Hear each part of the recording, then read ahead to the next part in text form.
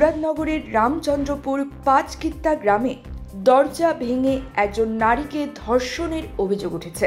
এই ঘটনায় শুক্রবার 27 জুন ভুক্তভোগী নারী মুরাদনগর থানায় মামলা দায়ের করেন। পুলিশ মামলার প্রধান আসামি ফজর আলীকে রাজধানীর সায়দাবাদ থেকে গ্রেপ্তার করেছে।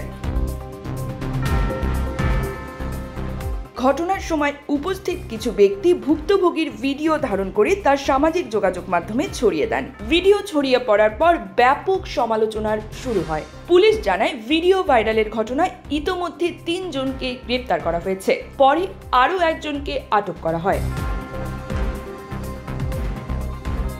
মুরাদনগর থানার ওসি জাহিদুর রহমান বলেন, এই ঘটনায় ধর্ষণ ভিডিও ধারণ ও তা ছড়ানোর অভিযোগে পৃথক মামলা হয়েছে।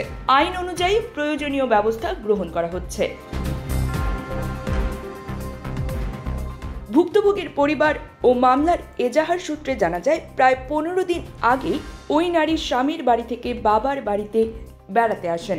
বৃহস্পতিবার রাত 10টার দিকে ফজর আলী দরজা খোলার জন্য চাপ দেন। ভুক্তভোগী নারী দরজা খুলতে রাজি না হলে ফজর আলী জোর করে দরজা ভেঙে ঘরে ঢুকে তাকে ধর্ষণ করেন।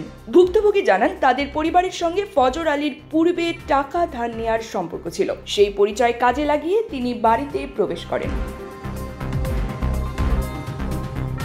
এ সময় আশপাশের লোকজন শব্দ শুনে ঘটনাস্থলে উপস্থিত হন।